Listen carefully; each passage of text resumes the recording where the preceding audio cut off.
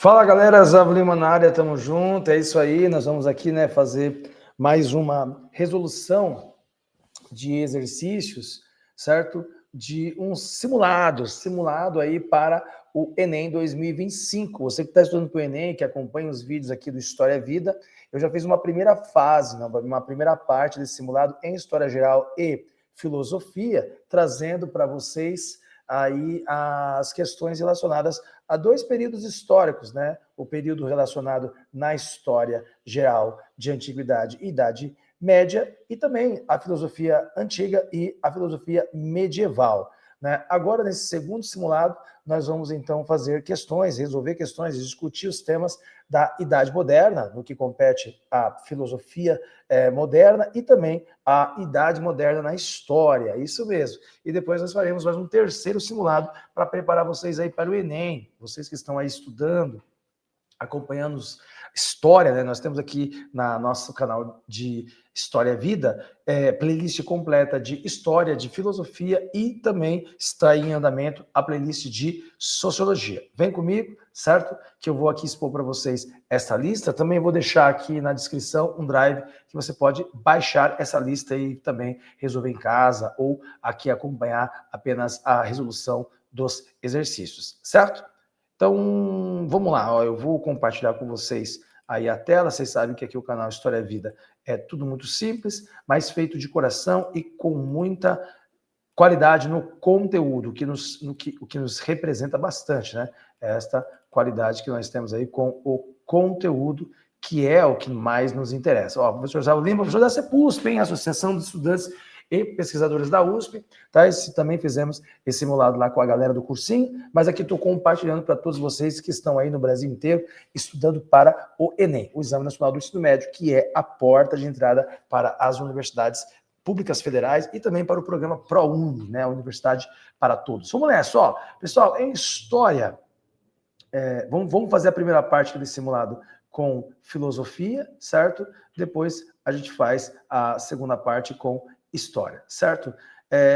Peguei questões aqui que podem ser do Enem e que podem vir a ser questões do Enem, certo? Ó, filosofia moderna, o que nos compete à filosofia moderna, nós vamos discutir agora. Olha só, texto 1 numa primeira questão, sempre quando tiver texto, aqui as questões são do Enem, de Enems anteriores, e também tem algumas questões da FUVEST, mas eu tirei aqui o quadro de qual exame que foi, que é para você treinar a questão em si, tá? É a nossa forma aqui do canal, que você já conhece muito bem.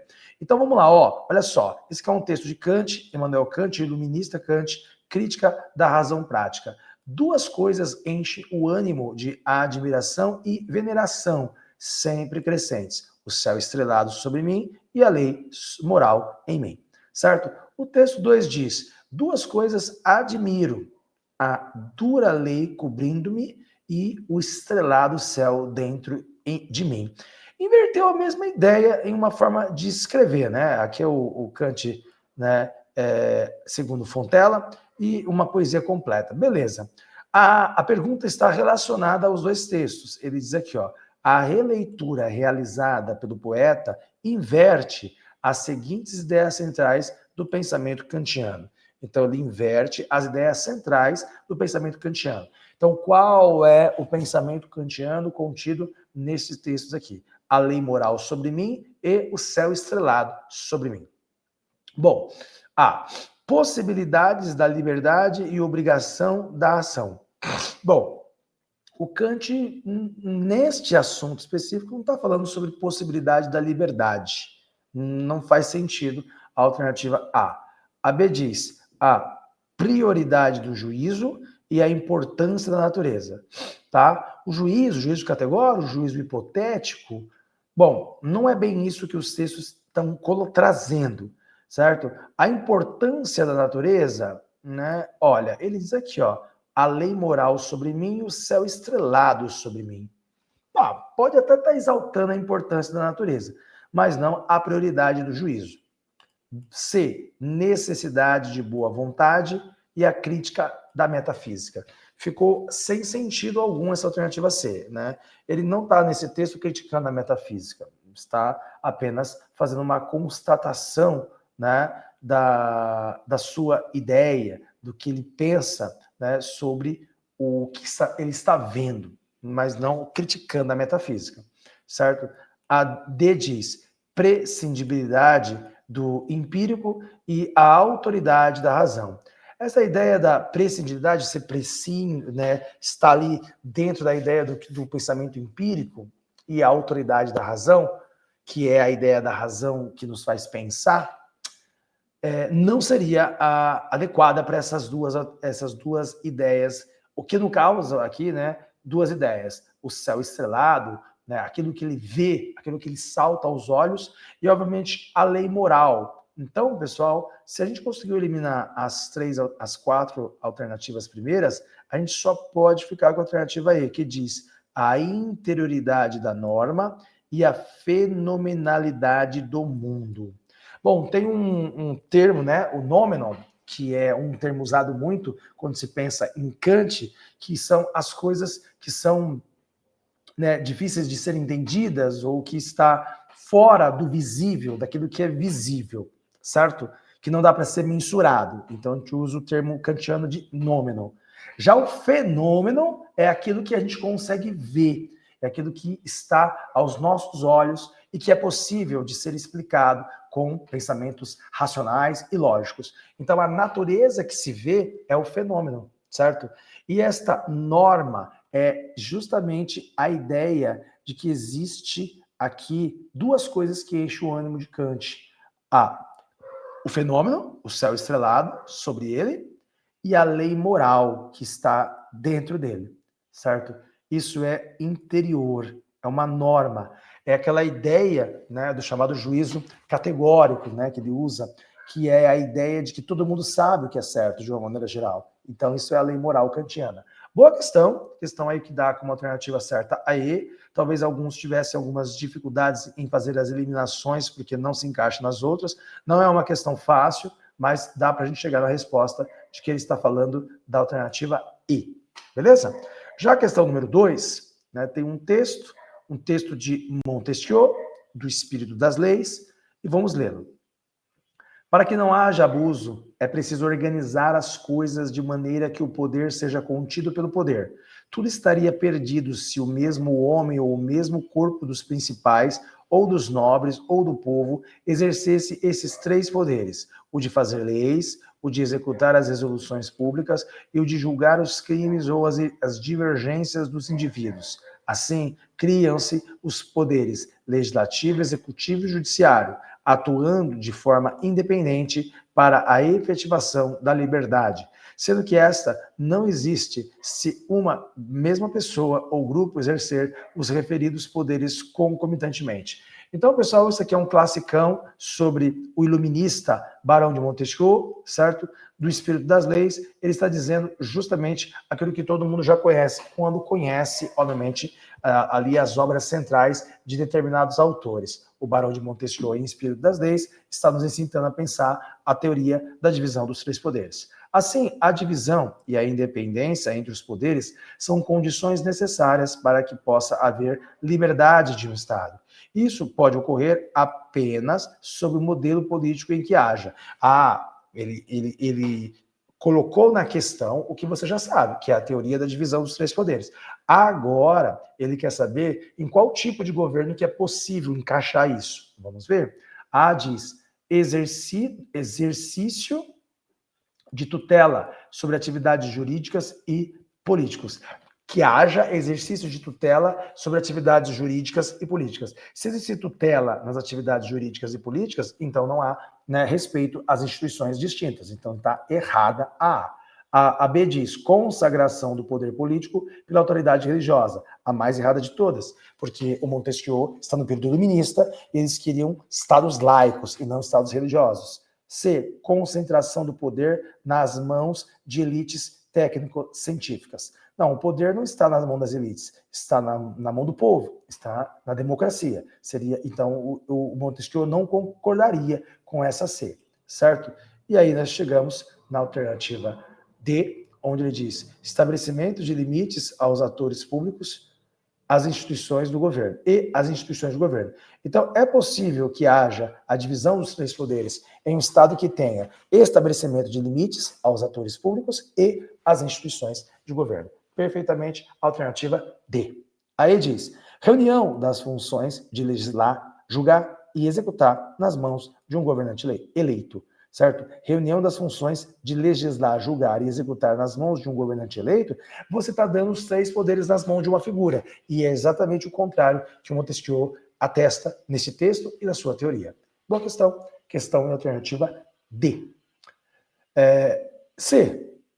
A filosofia é como uma árvore cujas raízes são a metafísica, o tronco, a física, e os ramos que saem do tronco são todas as outras ciências, que se reduzem a 3 principais: a medicina, a mecânica e a moral. Entendendo por moral a mais elevada e a mais perfeita, porque pressupõe um saber integral das outras ciências e é o último grau da sabedoria. Princípios da filosofia de René Descartes. Então, esse autor, o René Descartes, né, sempre muito forte nas questões do Enem, ele está falando que existe uma espécie de hierarquia ou, ao mesmo tempo, estrutura que divide as ciências, o que faz delas dentro de uma ideia de organicidade, certo? Há uma organicidade no processo científico.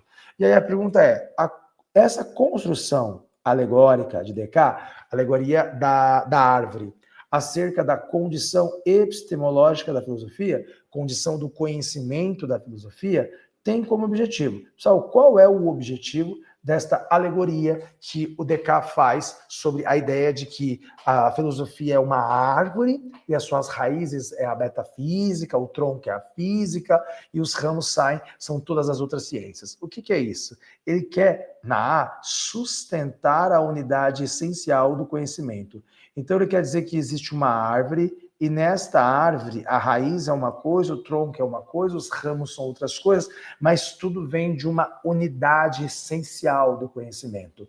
A árvore, que no caso, a árvore é a filosofia. A filosofia, que é o amor pela sabedoria, ela é a ciência mãe de todas as outras ciências, segundo o pensamento de René Descartes. Tudo bem? Eu até concordo com o Descartes nesse ponto. A filosofia é o início de tudo, pessoal. Quando nós estamos falando de conhecimento, você parte, obviamente, do pensamento filosófico que define praticamente todas as outras ciências. Eu acredito muito nisso. Tem gente que não acredita, mas é a lógica.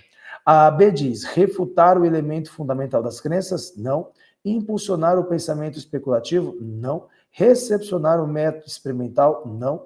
Incentivar a suspensão dos juízos? Não. Ele não falou nada com nada nas outras, até colocou conceitos de outros filósofos, de outros tempos históricos, mas que nada contribuiu na interpretação desta alegoria da árvore como a árvore sendo a filosofia. Então, a resposta correta é a resposta A, beleza? Vamos lá, questão 4. Até hoje admitia-se que nosso conhecimento se devia regular pelos objetos. Porém, todas as tentativas para descobrir mediante conceitos algo que ampliasse o nosso conhecimento malogravam-se, ou seja, sempre caía em decadência com esse pressuposto, certo? Tentemos, pois, uma vez experimentar se não se resolverão melhor as tarefas da metafísica, admitindo que os objetos se deveriam regular pelo nosso conhecimento, certo? Olha que interessante, um texto de Immanuel Kant, A Crítica da Razão Pura, né? A gente tem a ideia de que o trecho em questão é uma referência ao que ficou conhecido como Revolução Copernicana na filosofia. Nele confrontam-se 2 posições filosóficas que... Então, o que é a Revolução Copernicana de Kant na filosofia? É a inversão do local de pesquisa. Quando ele diz na última frase, ele já diz isso, ó, admitindo que os objetos se deveriam regular pelo nosso conhecimento. O que ele quer dizer, pessoal? Bem interessante isso, vale a pena relembrar, tá? Quando nós estamos falando sobre a metafísica, que é a chamada primeira filosofia, né, segundo alguns autores, desde a época dos antigos, até a metafísica medieval, ou até mesmo o início da modernidade, havia uma ideia de que você tinha um objeto a ser estudado, um campo de conhecimento, e você partia do objeto para poder chegar nas conclusões que você fazia. Então, você fazia a pesquisa através das perguntas que você fazia ao objeto, certo? E aí, nesse caso, a gente tem a ideia de que o objeto de pesquisa está distante do da pessoa que está fazendo a pesquisa. Segundo essa revolução copernicana, ele cita o Nicolau Copérnico, né, pessoal? Quem é o Nicolau Copérnico? Um astrofísico renascentista que inverteu a ideia de entender, né, os referenciais da astrofísica. Então, a gente parte da ideia de que nós estamos na Terra observando, certo, os astros no universo. Então, as perguntas são feitas a partir da Terra para o universo. Então, o sujeito que faz as perguntas para, né, aquele objeto, mas a partir dos seus referenciais, a partir das perguntas feitas para si. Nesse ponto, então, pessoal, olha só o que ele diz na última frase de novo para a gente chegar na resposta. Ó, admitindo que os objetos se deveriam regular pelo nosso conhecimento. Beleza? Então, tentemos por mais uma vez experimentar se não se resolverão melhor as tarefas da metafísica, admitindo que os objetos se deveriam regular pelo nosso conhecimento. E aí, então, pessoal, o que ele quis dizer com isso? Alternativa A, então, nele confronta-se duas posições filosóficas que assumem pontos de vista opostos acerca da natureza do conhecimento. Exatamente. O Kant está fazendo uma espécie de cisão entre o que era a metafísica antes dele e a partir dele. Há duas maneiras de olhar a metafísica, ou seja, a primeira filosofia. Para quem não lembra, pessoal, metafísica é a filosofia que estuda os fundamentos, né, do conhecimento. Vamos ser bem simples, as teorias do conhecimento.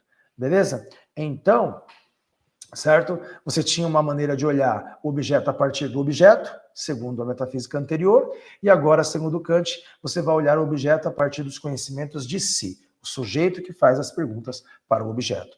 Então, a B diz, pessoal, que defende que o conhecimento é impossível. Não, o Kant não diz que o conhecimento é impossível, ele diz que apenas que existem duas maneiras de você fazer a investigação de um determinado conhecimento, certo? A C diz, revelam a relação interdependência entre os dados da experiência e a reflexão filosófica. Revelam a relação de interdependência entre os dados da experiência e a reflexão filosófica. Bom, a C poderia estar estranha para alguns, né? Mas não é esta a referência que ele está fazendo, que revela que há uma relação de interdependência entre os dados da experiência e a reflexão filosófica. Não se encaixa, mas talvez nós deixaremos essa ser como uma pulga atrás da orelha.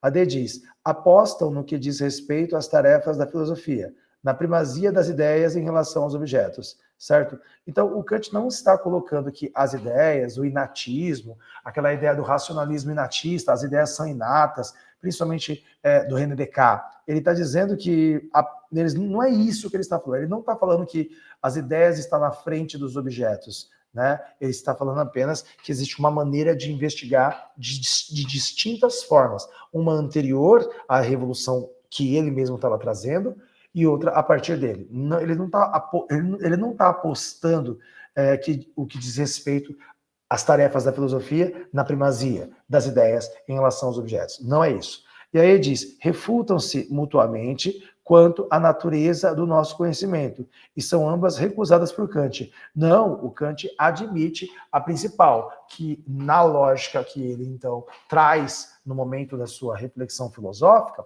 é justamente o fato de que existem maneiras distintas de se fazer uma investigação metafísica. Então, ele não está refutando uma delas, não. Não está refutando as duas, não. Ele está exaltando a que ele acha mais correta, que é olhar o objeto a partir do sujeito. Tá? Então, eu acho que se a gente tivesse tomado a decisão, mesmo que a C está um pouco, sei lá, uma pulga atrás da orelha, certo, pessoal? Ela não está certa, e aí a correta é a alternativa A, né? Que se encaixa melhor no que ele está perguntando. Olha só, o trecho em questão é uma referência ao que ficou conhecido como revolução copernicana na filosofia. Nele confronta-se duas posições filosóficas então, duas composições filosóficas estão no texto, que assumem pontos de vista opostos acerca da natureza do conhecimento. Correta, alternativa A. De novo, questões de Kant não são questões totalmente fáceis, mas foi uma questão, novamente, difícil aqui, de Immanuel Kant. Certo? Questão número 5, ó. Todo poder criativo da mente se reduz a nada mais do que a faculdade de compor, transpor, aumentar ou diminuir os materiais que nos fornecem os sentidos e a experiência. Quando pensamos em uma montanha de ouro, não fazemos mais do que juntar duas ideias consistentes, ouro e montanha, que já conhecíamos. Podemos conceber um cavalo virtuoso, porque somos capazes de conceber a virtude a partir de nossos próprios sentimentos. E podemos unir a isso a figura e a forma de um cavalo, animal que nos é familiar.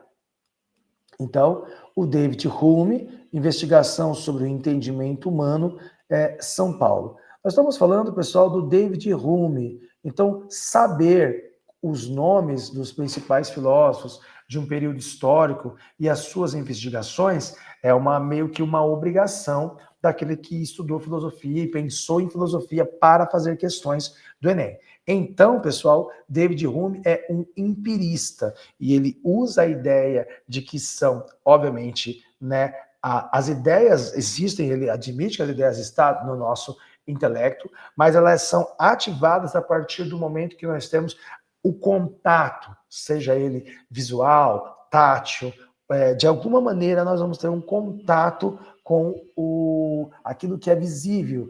E aí, então, obviamente, que a nossa experiência, nosso sensorial é ativado, e aí a gente consegue, então, ter aí o nosso cognitivo criado a partir, acerca de um determinado objeto de conhecimento, beleza? Então, de novo, ó, aquele comecinho do texto é muito importante, ó. Todo o poder criativo da mente se reduz a nada mais do que a faculdade de compor, transpor, aumentar ou diminuir os materiais que nos fornecem os sentidos e a experiência. Beleza? Então, pelo fato de David Hume ser um empirista, ele vai colocar a experiência na frente da razão.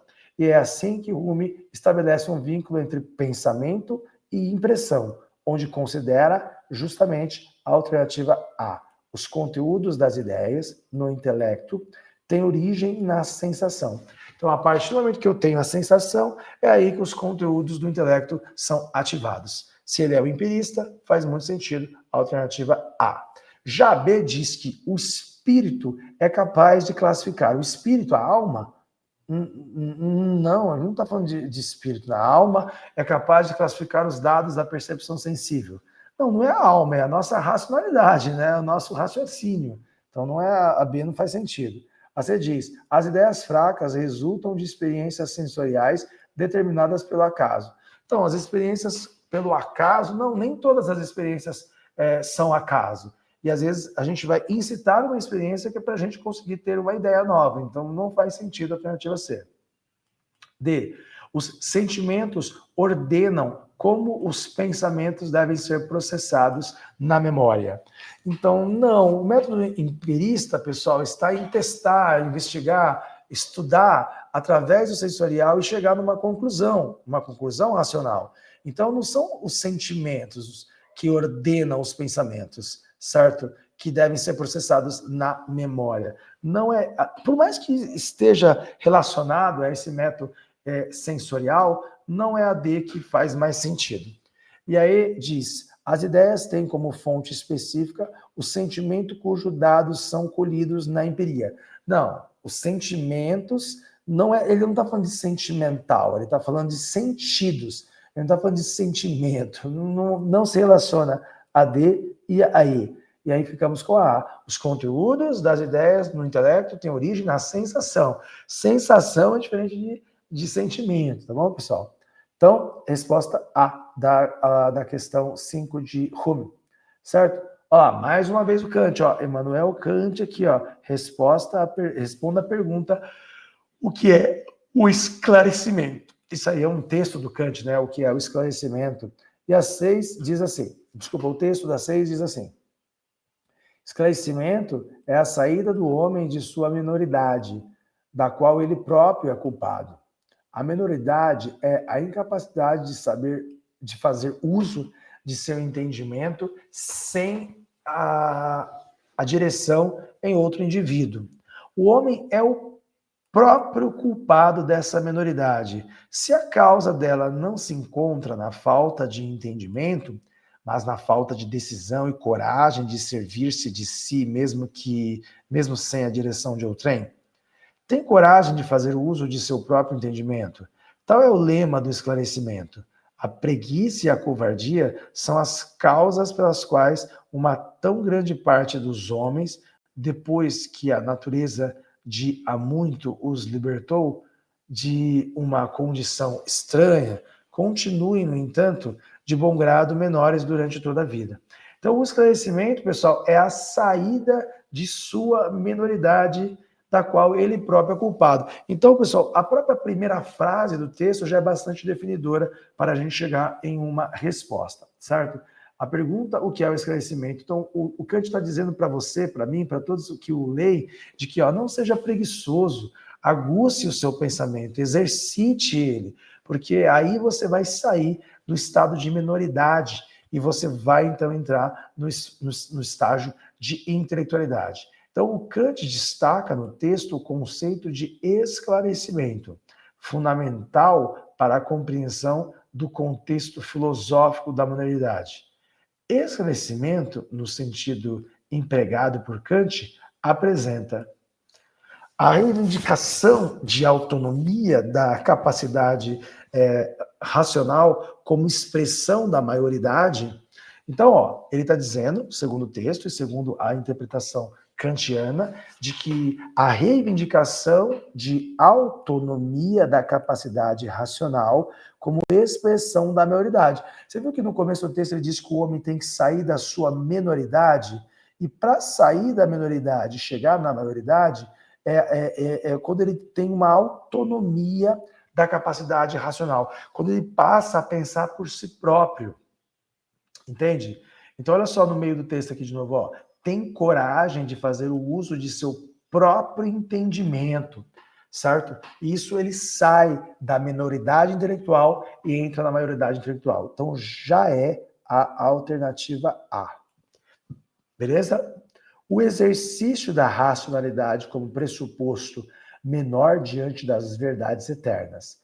Aqui foi apenas redundante e prolixo, né, no sentido de que falou coisas bonitas, mas não se relacionou com a ideia. Ele está dizendo que o exercício da racionalidade, o exercício do pensar, como pressuposto, como aquilo que vem antes, menor diante das verdades eternas. Não é disso que o texto está dizendo. O Kant não está dizendo que a racionalidade é inferior às verdades eternas. Então, não se relaciona a B, porque isso não está contido no texto. Então, tem um pouco aqui, pessoal, de interpretação de texto, ter lido o texto, entendido ele.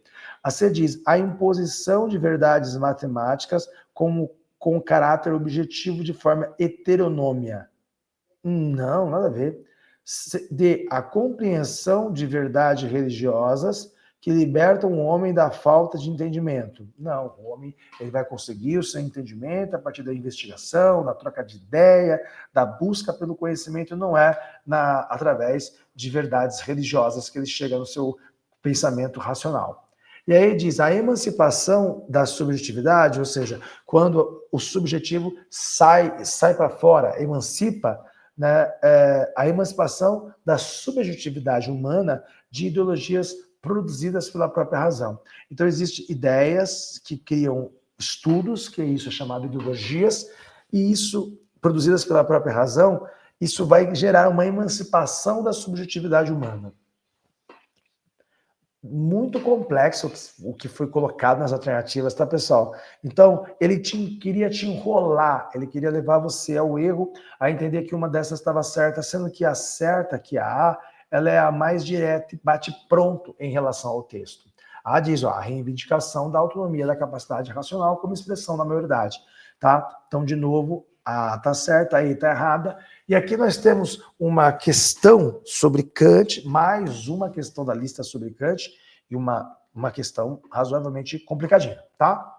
Vamos na questão número 7, que é 7.1. Experimentei algumas vezes que os sentidos eram enganosos, e é de prudência nunca se fiar inteiramente no que já nos enganou uma vez.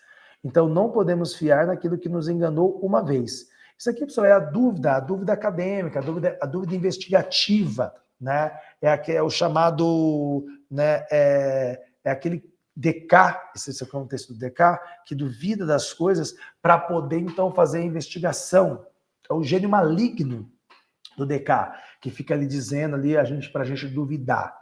E aí ele diz que no texto 2 está escrito assim, ó, sempre que alimentamos alguma suspeita de que uma ideia seja sendo empregada sem nenhum significado, precisamos apenas indagar de que impressão deveria esta suposta ideia. E se for impossível atribuir-lhe qualquer impressão sensorial, isso servirá para continuar nossa suspeita. Então, aqui é o Rumi atestando o seu empirismo e contrapondo o DK na sua principal ideia, que é o inatismo, a ideia inata. Assim, pessoal, nos textos, ambos os autores se posicionam sobre a natureza do conhecimento humano. Um é empirista, que é o David Hume, e o outro é racionalista ou inatista, certo? Ideias inatas, que é o DK, certo? Então, ó, defendem. Quando coloca defendem, ele está querendo dizer que ambos defendem os sentidos como critério obrigatório para considerar um conhecimento legítimo. Não, por que não? Porque é só o DK que atesta isso, certo? Já o Rumi não. O Rumi entende, desculpa, ambos defendem os sentidos. Só o Rumi defende os sentidos. O DK não. O DK acha que as ideias já estão contidas na nossa mente. A gente precisa resgatá-la através do exercício intelectual. E não precisa do empirismo, por exemplo. A B diz, entendem que é desnecessário suspeitar do significado de uma ideia na relação filosófica. Então, essa ideia do suspeito ou da dúvida que o DK coloca, certo? Isso é uma ideia, né? É uma ideia colocada, e nessa ideia colocada não é de ambos, tá? Não é de ambos. Os empiristas não estão nesta ideia, né, de que é desnecessário suspeitar do significado. Não, é verdade, é necessário suspeitar desses significados para poder justamente fazer a investigação, tá? E aí você diz, são legítimos representantes do criticismo quanto à gênese do conhecimento. Pessoal, não é disso que o texto está falando. A comparação dos insertos não chega nessa representação de criticismo enquanto ao gênese do conhecimento. Eles estão aqui trazendo duas visões opostas sobre como investigar o conhecimento. Um é empírico e o outro é racionalista.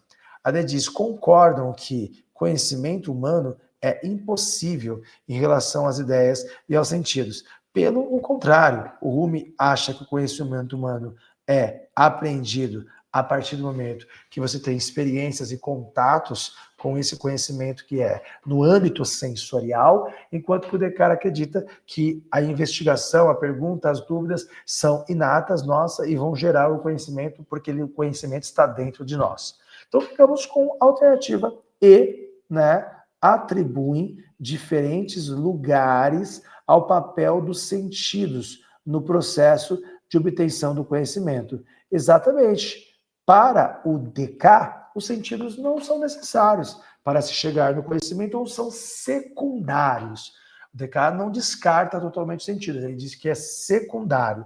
Já o Rumi acha que os sentidos são essenciais. Então, atribui diferentes lugares ao papel dos sentidos. Muito boa essa questão 7, tá? É uma questão de nível difícil, mas a gente conseguiu trazer esse entendimento aqui, essa leitura, tá? 8. O texto abaixo de John Locke revela algumas características de uma determinada corrente de pensamento. Então, John Locke, ele traz as características de uma determinada corrente de pensamento. Vamos ver esse texto? Se o homem no estado de natureza é tão livre, conforme dissemos, se é senhor absoluto da sua própria pessoa e posses, igual a maior ou ninguém e a ninguém sujeito, por que abrirá ele mão desta liberdade? Por que abandonará o seu império e sujeitar-se-á ao domínio e o controle de qualquer outro poder?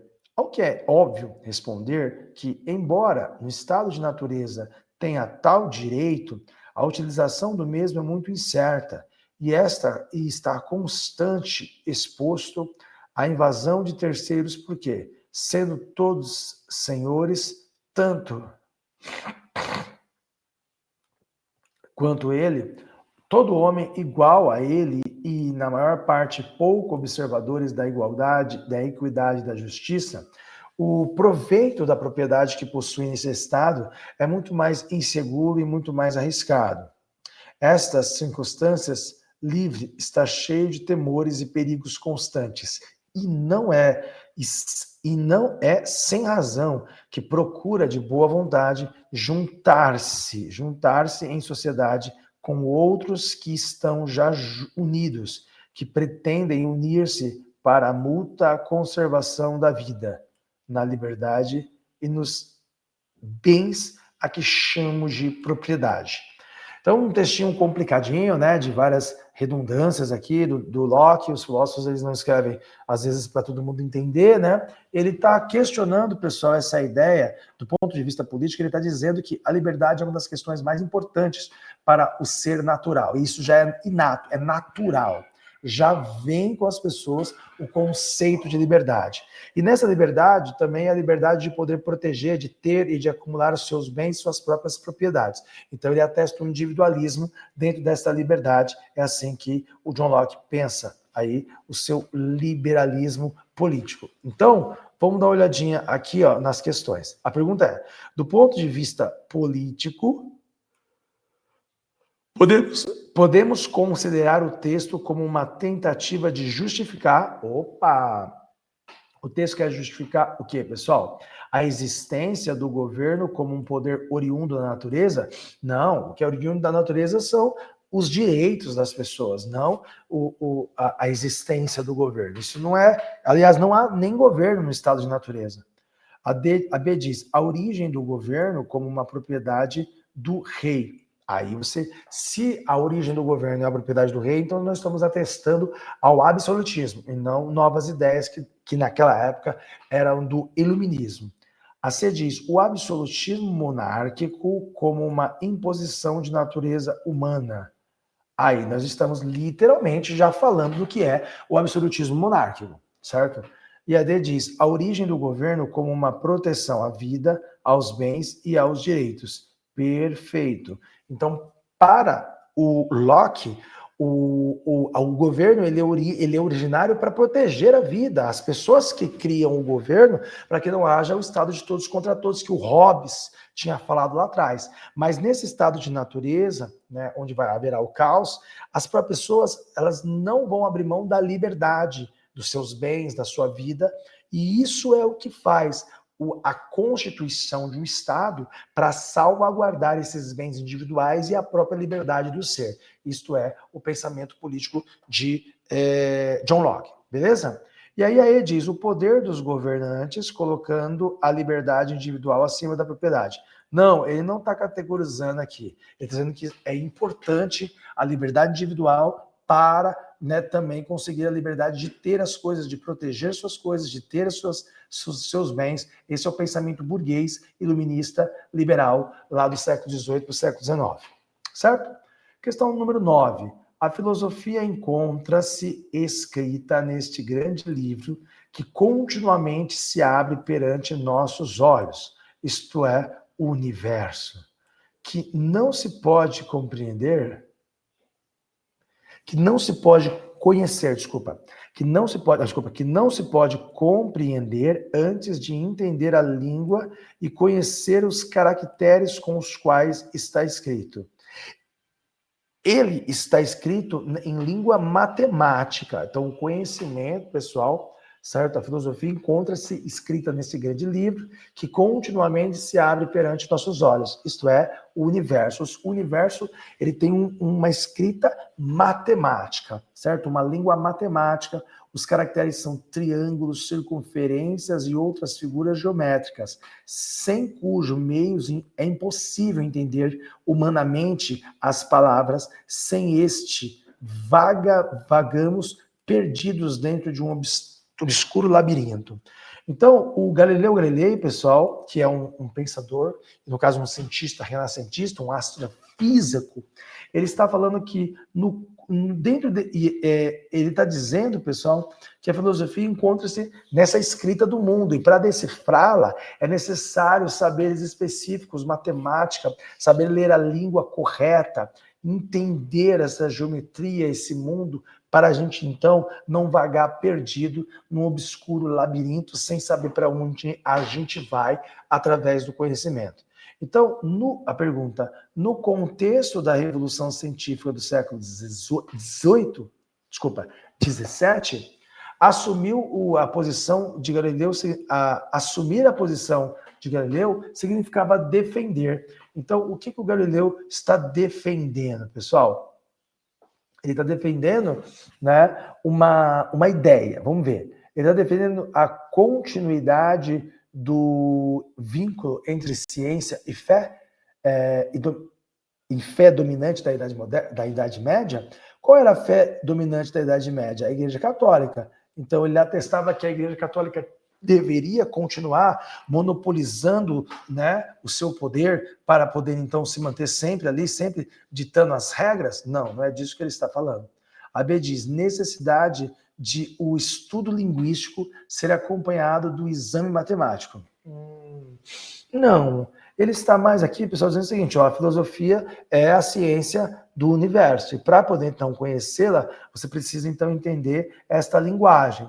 E ao entender essa linguagem, você vai conseguir fazer as investigações. Então, ele diz que, na B, que é a necessidade de um estudo linguístico ser acompanhado do estudo matemático. Não, ele está falando, pessoal, que a linguagem que ele está falando é a linguagem lógica matemática, não o estudo da linguagem. Não é disso que ele está dizendo. E aí você diz, a oposição da nova física quantitativa aos pressupostos da filosofia escolástica. Então, assim, ele está dizendo que naquele momento que ele está escrevendo, que ele está, então, pondo em prática o seu pensamento, ele está fazendo uma oposição da nova física quantitativa aos pressupostos da filosofia escolástica. Exatamente. Os pressupostos da filosofia escolástica, questão complicadinha, né?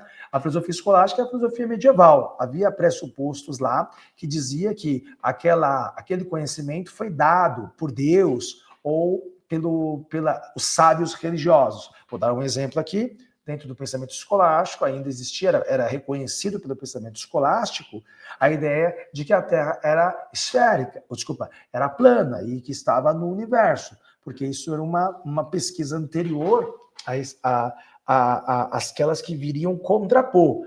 E aí, no caso, entender que a Terra é uma esfera e entender que a Terra está no seu giro em torno do céu, do universo, é perceber essa oposição desta nova física, que estuda os fenômenos visíveis com uma linguagem matemática, certo? E quantitativa, em detrimento à filosofia escolástica, que atestava os seus assuntos muito mais pela teologia ou pelo reconhecimento de forças até mesmo abstratas que poderiam explicar, né, o mundo. Então, difícil questão, a questão de nível bem difícil, tinha que saber manejar e chegar na resposta C, tá? A D diz, importância da independência da investigação científica pretendida pela igreja. Não, ele não está falando sobre investigação. A igreja queria manter a sua teleologia marcada, calcada pelos seus pensamentos. Ela não estava, o Galileu não está falando da importância dessa independência da investigação científica que a igreja queria. A igreja não estava pretendendo uma investigação científica, tá? Então, isso não está correto. A D não está correta. Aí ele diz, inadequação, algo inadequado, da matemática para elaborar uma explicação racional da natureza. Pelo contrário, ele disse no texto, pessoal, que são triângulos, são circunferências e outras figuras geométricas que explicam o universo. Então, ele está falando justamente o contrário daí. Ele está atestando que a matemática é a linguagem da explicação do universo. Ou seja, o universo é lógico, o universo não é um pensamento totalmente subjetivo, que era visto dentro do pensamento religioso da escolástica medieval, tá? Então, a C, pessoal, é a resposta correta desta questão bem dificinha. Agora vamos fazer a última questão de filosofia. Opa, a gente fechou. Filosofia. Ah, tá. Esta questão aqui, número 9, certo? Com a alternativa C, é a última questão de filosofia, certo? E aí a gente entra aqui, né, na questão de número 10 da Idade Moderna. Idade Moderna. Beleza? Né? Eu vou dar só um break aqui para a gente entrar nesta Idade Moderna, tá? Para a gente entrar aqui na Idade Moderna em História e a gente continuar a nossa esse simulado aqui para o Enem, para a gente treinar um pouco da filosofia, revisando os temas principais da filosofia moderna. Agora vamos entrar na filosofia, né, na história moderna, tudo bem? Só um break. Bom, então retomando aqui, pessoal, vamos dar uma olhadinha. Nós fizemos essa correção, essa análise, a gente está fazendo junto, estudando junto, né? Esta revisão do Enem com questões possíveis e questões de Enem anteriores, boas questões, né? Algumas das questões até de nível bem elevado em filosofia. Vamos agora fazer dar essa olhadinha nas questões de filosofia, de história moderna, certo? De história moderna. Apesar que essa questão número 10 aqui, pessoal, que está na lista, ela ainda não é uma questão de história moderna, ainda é de filosofia moderna, mas não tem problema, a gente está fazendo as revisões juntas, né, as duas juntas, vamos fazer todas as questões aqui. Olha só, diz o texto assim, ó, Adão, ainda que supuséssemos que suas faculdades racionais fossem inteiramente perfeitas desde o início, não poderia ter inferido da fluidez e transparência da água que ela o sufocaria, nem da luminosidade e calor do fogo que este poderia consumi-lo. Nenhum objeto jamais revela, pelas qualidades que aparecem aos sentidos, nem as causas que o produziram, nem os efeitos que dele provirão, e tampouco nossa razão é capaz de extrair, sem auxílio da experiência, qualquer conclusão referente à existência efetiva de coisas ou questões de fato. Tá? David Hume, uma investigação sobre o entendimento humano. Então, David Hume, pessoal, aqui aparece de novo na nossa lista, um empirista, tá? Aquele cara que acredita que o raciocínio, o pensamento, a lógica vai vir a partir das nossas investigações, né, através do método dedutivo. Nós vamos fazer uma dedução, nós vamos do método indutivo, né? Vamos fazer uma indução. Nós vamos fazer testes e experiências para conseguir chegar num determinado conhecimento. Então, segundo o autor, qual é a origem do conhecimento humano? Qual é a origem do conhecimento humano, pessoal? A diz que é a potência inata. Então, a ideia inata, que é o inatismo, é dos racionalistas e não dos empiristas. A B diz a revelação da inspiração divina. Não, pessoal, a revelação da inspiração divina é os teólogos medievais, certo? O C diz o estudo das tradições filosóficas. Os estudos das tradições filosóficas, não, isso não é a origem do conhecimento humano segundo os empiristas. E a D diz a vivência dos fenômenos do mundo. É a partir do momento que você vive nos fenômenos do mundo, é a partir do momento que você conhece os fenômenos do mundo, é aí que você tem o seu conhecimento. Aí que você abstrai os conhecimentos a partir da experiência e da vivência. Um empirista, tá? A D é a resposta certa.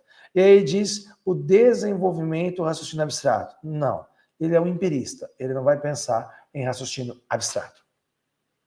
Beleza, pessoal, agora sim nós chegamos na questão número 11, a questão número 11 é de idade moderna na história. Agora a gente fechou a lista das questões de revisão de idade de filosofia moderna, agora vamos às questões de idade moderna para a história, beleza? Questão número 12, temos um texto aqui, vamos lê-lo.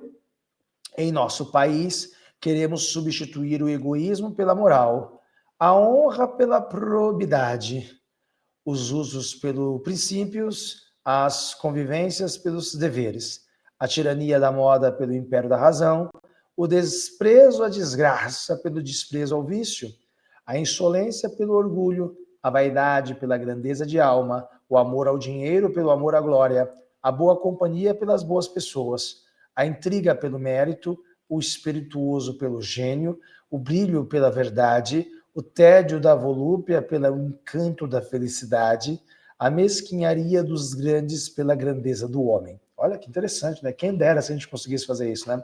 Isso, pessoal, é um texto sobre a Revolução Francesa e a vida privada do Rant, certo? Dentro do texto de Pirot, História da vida privada da Revolução Francesa, Primeira Guerra. Beleza. Este texto, pessoal, é o discurso de Robespierre, Maximiliano Robespierre, um dos líderes jacobinos da Revolução Francesa, de 5 de fevereiro de 1974, do qual o trecho transcrito é parte. Relaciona-se a qual dos grupos políticos sociais envolvidos na Revolução Francesa. Então, pessoal, ele está dizendo que esse discurso é do Robespierre, e ele relaciona-se a qual dos grupos políticos. Então, esse discurso está relacionado a qual dos grupos políticos. E aí nós vemos aqui, da alta burguesia, que desejava participar do poder legislativo francês como força política dominante. Não, a alta burguesia ela estava sendo escorraçada da França durante a Revolução Francesa. A B diz, ao clero francês, que desejava justiça social e era ligado à alta burguesia. Não, pessoal, o clero francês, né, estava ligado aí à nobreza. E a alta burguesia, nessa fase aqui, estava também sendo bastante castigada pelos caras que justamente nós queremos saber qual que é o membro da resposta. Então, não é o alto clero, certo? E a C diz aqui, ó, aos militantes oriundos da pequena e média burguesia que derrotaram as potências rivais e queriam reorganizar a França internamente. Exatamente, era a pequena e média burguesia, eram os chamados jacobinos. Esse discurso está dizendo que agora é a hora deles, agora é a hora de mudar. Então, esse discurso de Maximiliano Robespierre está relacionado aos jacobinos, que eram membros militares oriundos da pequena e média burguesia e que derrotaram as potências rivais e queriam reorganizar a França internamente, certo? A D diz, a nobreza esclarecida? Também não. E aí diz aos representantes da pequena e média burguesia e das câmaras populares que desejavam justiça social e direitos políticos. Então, pessoal, a gente pode até confundir essa questão número 12, achando que essa aí é, né, a certa. Mas a gente está dizendo o seguinte, pessoal, né, esse texto, em nosso país, queremos substituir, então, o país pensado e desejado pelo Maximiliano Robespierre. O Maximiliano Robespierre, pessoal, ele era um membro da burguesia, mas ele não era um membro, né, da pequena e média burguesia. Ele era um membro aí, né, dessa pequena e média burguesia, mas ele estava, né, representando, né, justamente um grupo, né, que queria, obviamente, a mudança na França, mas não totalmente, mudar totalmente. Eles não estavam ali dispostos, obviamente, a fazer uma mudança total, certo? Desta França. Ah, não, na verdade, eu vou fazer uma meia-culpa aqui, certo? Essa aqui é a questão número 1, é a 11. Então, assim, não. Eles, por mais que ele não queria mudar totalmente, então agora eu vou consertar aqui, tá, pessoal, analisando bem, não é a resposta C, não. Não é a resposta C, não. A resposta correta, ó, desculpa aqui errando, é a E mesmo. Ele está falando aos representantes, certo? Ele está falando aos representantes da pequena, né, da pequena burguesia, certo? Por quê? Porque, olha só, vamos de novo aqui, né? Tava quase cometendo um erro aqui, tá? Então ele tá falando aqui que quem mandava até então era a galera da alta burguesia, quem mandava ali era a média para alta, era os nobres anteriormente. Então ele está querendo refazer um país a partir dessas mudanças profundas. Então, se ele era um representante jacobino, ele não podia estar representando aqui, por exemplo, né, os militares oriundos, certo, da pequena burguesia, tá? Ele estava representando aqui, ó, a pequena e média burguesia e as camadas populares também, que desejavam justiça social e direitos políticos. Então é a fase jacobina mais alargada. Então, desculpa aqui, eu estava errando. Não é a resposta C. A resposta correta é a resposta E. Beleza? Então tá. Certo? 12. Tá? Em 4 de julho de 1776, as 13 colônias que vieram inicialmente a constituir os Estados Unidos da América declaravam sua independência e justificavam a ruptura do pacto colonial. Em palavras profundamente subversivas para a época, afirmavam a igualdade dos homens e pregoavam como seus direitos inalienáveis o direito à vida, à liberdade e à busca da felicidade. Afirmavam que o poder dos governantes, aos quais cabia a defesa daqueles direitos, derivava dos governados. Esses conceitos revolucionários que ecoavam o iluminismo foram retomados com maior vigor e amplitude 13 anos mais tarde, em 1789, na França. Então, o texto está falando, pessoal, sobre a independência dos Estados Unidos, está elevando os elementos iluministas presente no processo de independência dos Estados Unidos. Então, o texto da Emília Viotti da Costa, apresentação da coleção de Vladimir Pomar, Revolução Chinesa. Beleza. Considerando o texto acima, acerca da independência dos Estados Unidos e da Revolução Francesa, assinale a opção correta. Tá? Então, beleza. A diz, ó, a independência dos Estados Unidos e a Revolução Francesa integravam o mesmo contexto histórico, mas se baseavam em princípios e ideias opostos. Não, se baseavam nos mesmos princípios e ideias, que era o iluminismo. Então, a está incorreta. A B diz, o processo revolucionário francês identificou-se com o movimento de independência norte-americana, no apoio ao absolutismo esclarecido. Então, mesmo que o absolutismo esclarecido fosse aqueles reis que se adaptavam às mudanças iluministas, tanto a independência dos Estados Unidos quanto a Revolução Francesa eram embasados pela República Iluminista, pelas ideias russonianas, principalmente.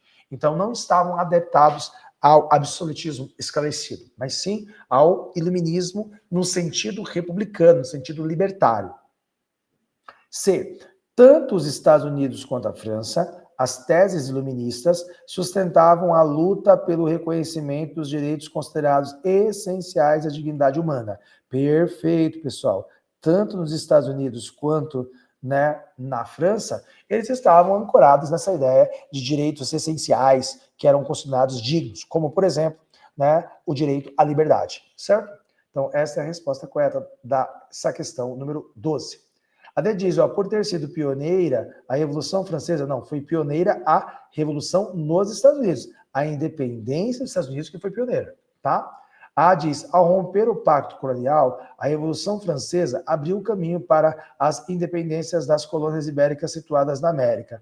Não, pessoal, quem abriu o caminho para as independências ibéricas foi justamente a independência dos Estados Unidos e também o movimento iluminista e depois, certo, as próprias questões internas desses territórios. Então não foi, a Revolução Francesa não rompe com o pacto colonial. A Revolução Francesa, ela tem aspectos próprios, ela não é inspiradora para esses movimentos, então não se relaciona, está estranha essa alternativa E, ela não se relaciona com o que o texto está dizendo, ela é o texto está mais comparando a Revolução Francesa com a independência dos Estados Unidos.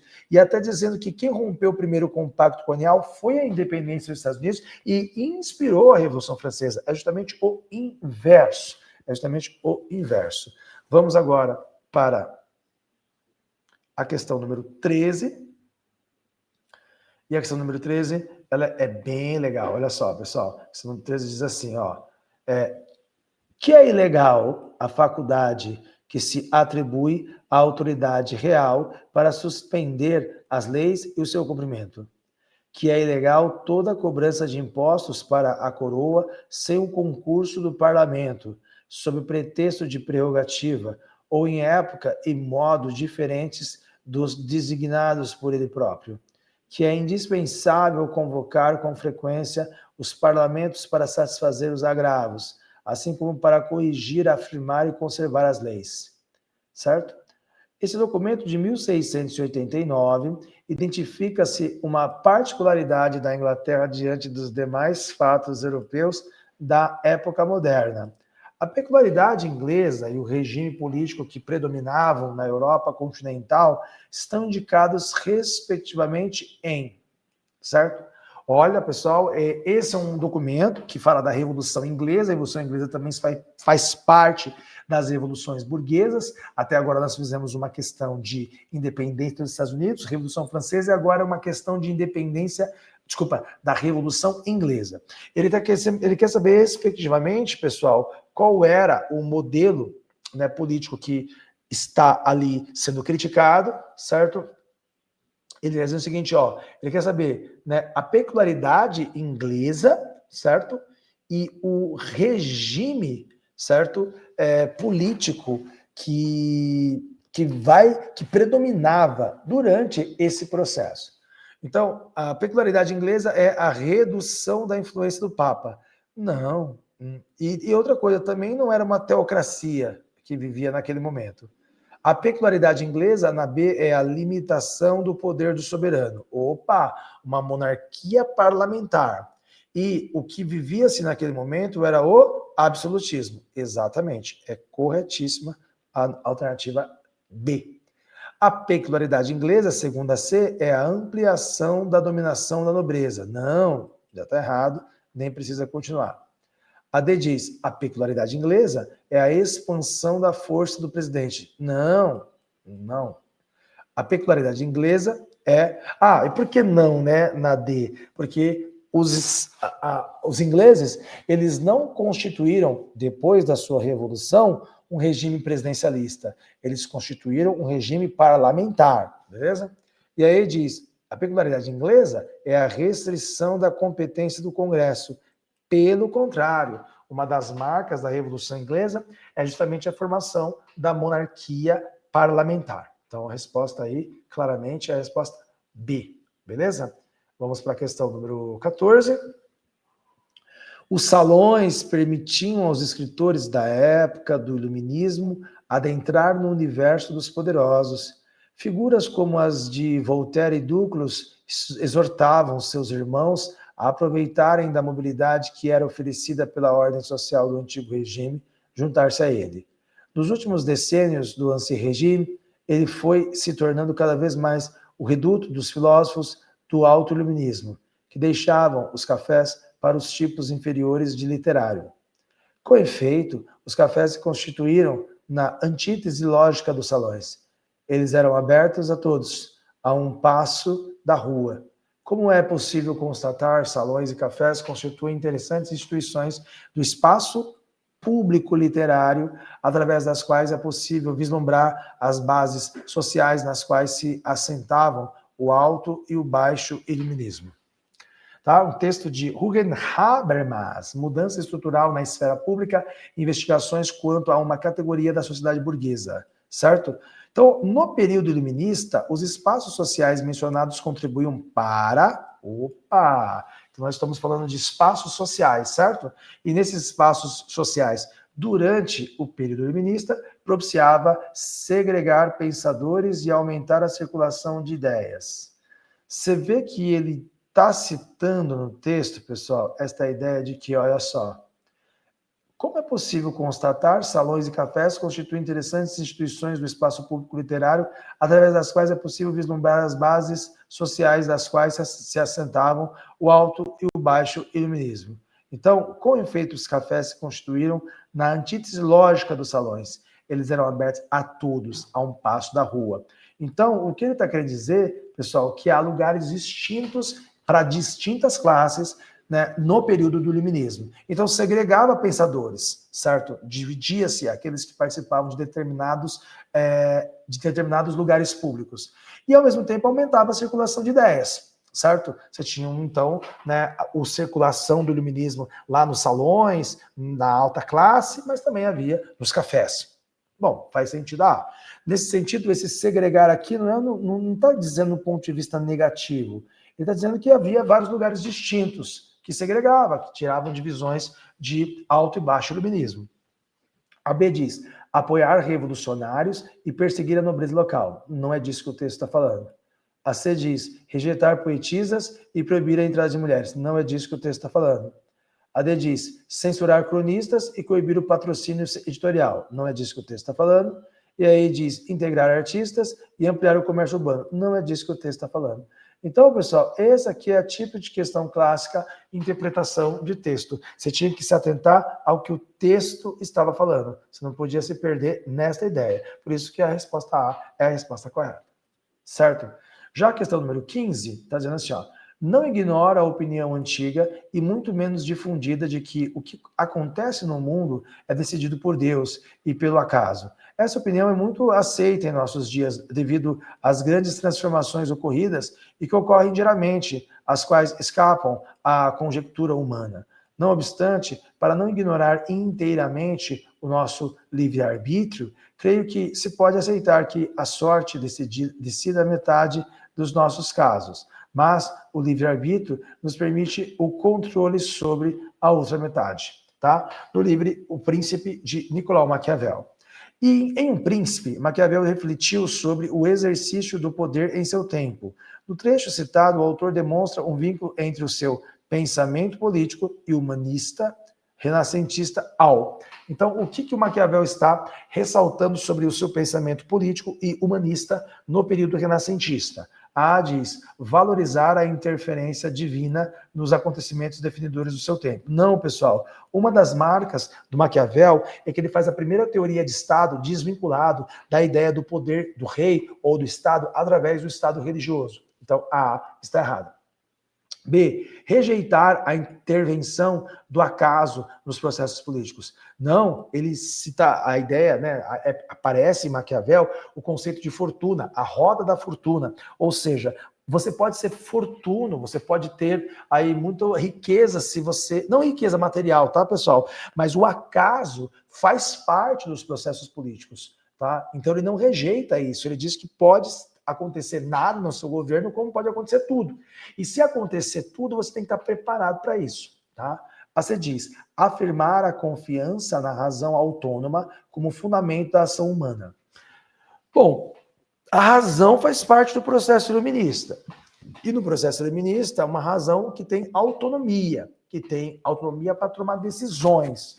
Então, olha, esse tipo de questão a gente deveria, então, isolar a C e continuar lendo as outras alternativas. A D diz romper com a tradição que valorizava o passado como fonte de aprendizagem. Então, pessoal, ele não está falando de valorização do passado, não é isso, a D está errada.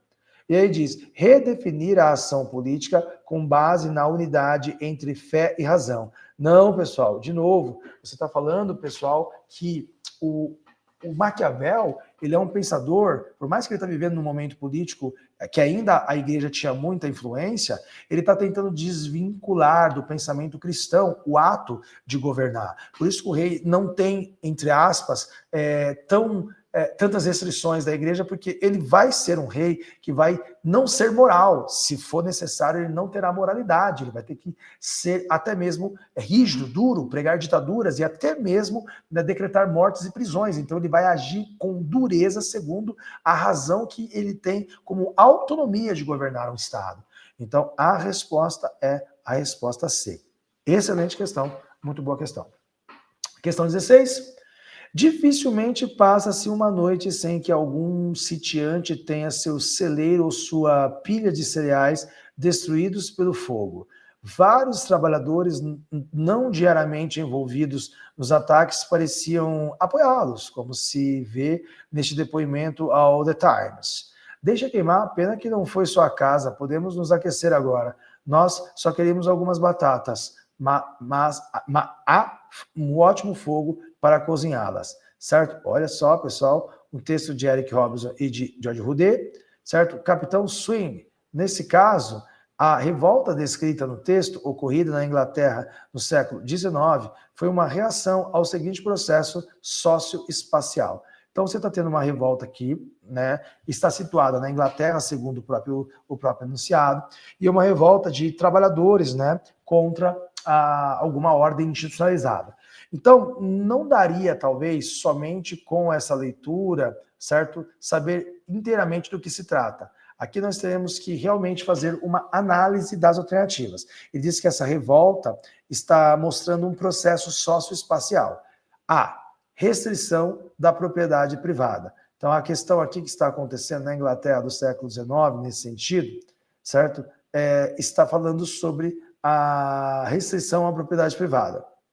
Bom, não daria para você logo de cara bater que a A é a certa. Vamos ler a B, certo? A B diz, expropriação das terras comunais, certo? O que eram as terras comunais? Se eu não lembrasse disso, teria dificuldade de responder essa questão? Sim, teria. Então, quando ele está falando, pessoal, aqui ó, no texto, ó, vamos ter o texto como base, ó, vários trabalhadores não... no caso, acho que vários trabalhadores não diretamente envolvidos nos ataques pareciam apoiados, como se vê nesse depoimento do The Times. Então, o pessoal queimavam celeiros, queimavam pilhas de cereais destruídos pelo fogo, e até mesmo trabalhadores que não participaram do evento falam de tá certo, é isso mesmo, tem que botar fogo, bota fogo nessa parada. A gente está falando de um movimento que aconteceu na Europa, e principalmente na Inglaterra, relacionado ao processo de Revolução Industrial. E não daria para o aluno médio, ou aluno que não tem total conhecimento sobre o assunto, dizer que a alternativa B está errada. Então, deixa daí. Nós não temos total certabilidade que a A esteja certa. Difícil questão, hein? Deixamos uma interrogação aqui. E agora nós vamos para B e também deixamos uma interrogação aqui. Vamos a C. Imposição de estatização fundiária. Bom, pessoal, o Estado estatizou as terras e por isso que houve essa revolta aqui na Inglaterra. Não é disso que dá para abstrair do texto, não. E também não se sabe disso na história da Inglaterra, na estatização fundiária. E a D diz, redução da produção monocultora. Eu acho que essa não se relaciona com a lógica da Inglaterra, a gente deixaria ela de lado também. E a E diz, proibição das atividades artesanais, certo? Proibição das atividades artesanais. Puta, mas foi justamente as atividades artesanais que fizeram da Inglaterra a grande desenvolvedora da Revolução Industrial, né? Então daria preliminar a E. Ficamos com expropriação das terras comunais, por isso que houve revolta de camponeses, ou a gente teve a alternativa A, restrição da propriedade privada. A propriedade privada está restrita.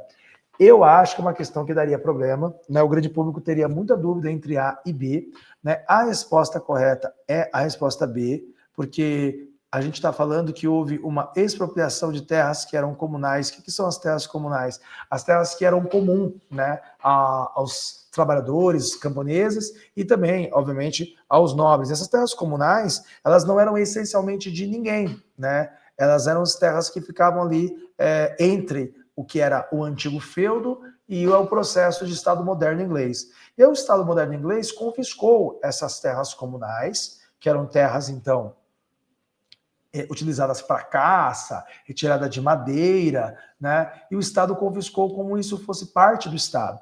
E colocou esse processo à venda para que houvesse a exclusividade para aqueles que adquirissem essas terras, a medida de compra, né, virar uma propriedade privada, e fosse incentivada a produção de ovelhas para que tivesse a matéria-prima para o processo industrial inglês, a produção de lã.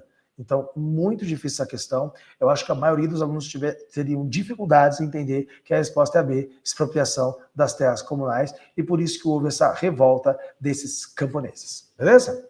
Vamos na 17. Desde o mundo antigo e a sua filosofia, que o trabalho tem sido compreendido como expressão da vida e degradação, criação e infelicidade, atividade vital e escravidão, felicidade social e servidão. Trabalho e fadiga na modernidade, sob o comando do mundo da mercadoria e do dinheiro, a prevalência do negócio, nega o ócio, certo? Veio sepultar o império do repouso, da folga e da preguiça, criando uma ética positiva do trabalho. Olha que legal, pessoal, a gente está falando que desde o mundo antigo e a própria filosofia, ela veio fazendo essa ideia de que o trabalho é algo importante, revigorante, faz a gente, então, crescer. Olha que legal, né, esse significado da palavra negócio. Vamos fazer um negócio? Né? Negar o ócio. Então, está sempre trabalhando, sempre se movimentando, tá? Então, o século XX e a era da degradação do trabalho, de Antunes, por uma sociologia do século XX. Então, o processo de ressignificação do trabalho nas sociedades modernas teve início a partir do surgimento de uma nova mentalidade influenciada pela... Então, essa ideia, pessoal, de que o trabalho revigora, de que o trabalho é bastante positivado, vem de qual linha de pensamento que surgiu na Idade Moderna? Diz que é a reforma higienista. Reforma higienista que combateu o caráter excessivo e insalubre do trabalho fabril. Não se relaciona. B, a reforma protestante, que expressou a importância das atividades laborais no mundo secularizado. Então, o mundo secular, né, pessoal, o mundo do trabalho, o mundo que está fora do religioso, ele vai ser abençoado pela linha religiosa, principalmente pela galera da reforma protestante, principalmente também da reforma calvinista, que glorificava o trabalho como algo benéfico e até mesmo uma bênção, por causa da acumulação de riquezas que poderiam ser feitas através desse processo trabalhista. Então, a resposta é a resposta B. A C diz, força do sindicalismo. Pessoal, nós estamos ainda na Idade Moderna, pessoal. Ele está falando sobre o processo aqui de nabonelidade. Então, quando você está falando sindicalismo, a gente já está no período contemporâneo, está fora a C. A D diz, participação das mulheres em movimentos sociais. Não, ainda não. Certo? E visão do catolicismo, que desde a Idade Média defendia a dignidade do trabalho e do lucro. Não, o catolicismo não defendia o lucro, e o catolicismo ainda era bastante... Ele subalternizava o trabalho. O trabalho era coisa de pessoas inferiores, isso era o catolicismo. Já o calvinismo vai atestar que o trabalho é digno, e o trabalho fará as pessoas, né, pessoas melhores. Então, é o calvinismo que valoriza o trabalho, por isso que a reforma protestante, nesta resposta da questão número 17. Já a questão número 18 diz, uma das realizações do governo de Napoleão Bonaparte, 1799-1815, foi a criação do Código Civil de 1804, que garantia em suas disposições ideias do iluminismo e da Revolução Francesa, tais como... Então, Napoleão Bonaparte, certo, que foi o líder da Revolução... que foi o líder do período pós-Revolução Francesa, virou uma espécie de ícone da França e também da propagação das ideias iluministas a partir do seu governo, certo? Ele, então, conflui em si, né, que as ideias do iluminismo e da Revolução Francesa são consolidadas nele, tais como... Então, aqui é uma questão mais conteúdo, certo? Diz, tais como a igualdade social e a livre associação dos trabalhadores. Então, o Napoleão, ele não gostava muito desta livre associação dos trabalhadores, por isso que foi até proibida a greve, no seu famoso Código Civil Napoleônico, tá?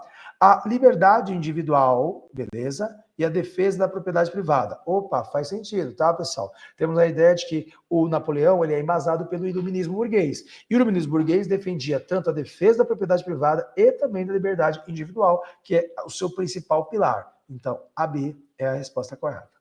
A C diz a paridade entre os homens e mulheres e o direito à rebelião. Não, pessoal, não houve uma equidade entre homens e mulheres durante o período napoleônico e nem muito menos isso era visto dentro do iluminismo como algo normal.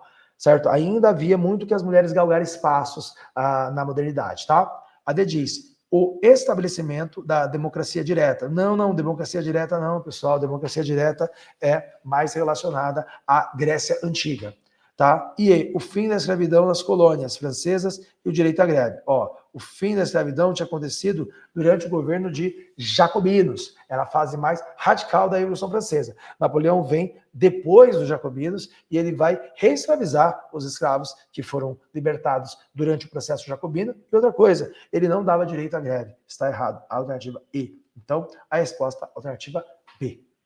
E aí nós vamos chegar na questão 19, que diz o seguinte: a revolução que eclodiu entre 1789 e 1848 constituiu a maior transformação da história humana desde os tempos remotos, quando o homem inventou a agricultura e a metalurgia, a escrita, a cidade e o Estado. Essa revolução transformou e continua a transformar o mundo inteiro. Ele está falando de uma revolução, pessoal, que acontece ali entre 1789, que é a data da Revolução Francesa, e 1848, que é a data da Primavera dos Povos. São duas revoluções políticas e são duas revoluções que reivindicavam muito as mudanças políticas daquele período. Mas entre esse processo, que é século XVIII e século XIX, existe uma outra revolução que estava também dando o que falar. Era a Revolução Industrial. Então a pergunta é, as profundas rupturas históricas citadas no inserto definem-se como mudanças nos processos produtivos com consequências para as relações de trabalho e nas concepções políticas, com o advento de novos projetos sociais, certo? Então, pessoal, essa questão já é a alternativa A, porque entre a Revolução Francesa e a Primavera dos Povos estava tendo uma outra revolução, que era a Revolução Industrial. E ela, então, mexeu muito nos processos produtivos e trouxe muitas consequências para as relações de trabalho. E, obviamente, que tanto a Revolução Francesa quanto a Revolução Industrial e tanto a Primavera dos Povos reivindicavam novos projetos sociais. Então, já é a alternativa A como certa. A B diz, nas organizações políticas nacionalistas, em benefício das monarquias absolutistas. Não, Napoleão derrubava monarquias absolutistas. A C diz, nas sociedades urbanizadas com retorno à vida natural. O que é vida natural, pessoal? Se você está vivendo na cidade, como você vai voltar vivendo uma vida natural? Isso é totalmente errado a C. A D diz, na descentralização do poder político com a crise do feudalismo. Não, então, o feudalismo já ficou para trás, pessoal. Nós estamos falando da era napoleônica, 1789 para frente. Então, e também o período da Revolução Francesa, então não tem nada mais a ver com o feudalismo. E aí diz, na cultura de massas, com a consolidação da arte erudita e dos regimes parlamentaristas com a abolição do sufrágio universal.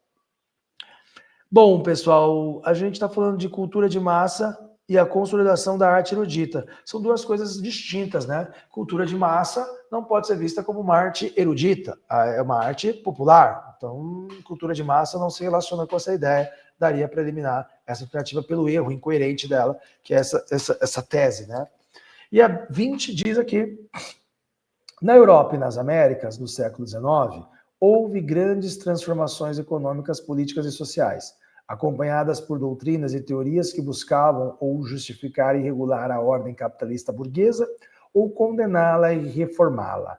Vários movimentos de inspiração liberal, nacionalista, socialista ou mesmo anarquista desenvolveram-se nessa época. Relativamente ao assunto, assinale a alternativa correta. Então, o que está correto sobre essa ideia de que durante o século XIX, várias mudanças estavam acontecendo no mundo e estavam inspirando uma série de mudanças políticas e econômicas, certo? Estamos falando do período da era das revoluções do século XIX.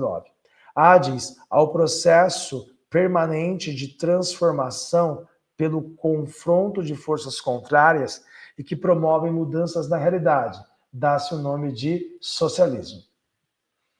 Então, esse processo permanente de transformação pelo confronto das forças contrárias, pessoal, dentro das ideologias do século XIX, é a luta de classes.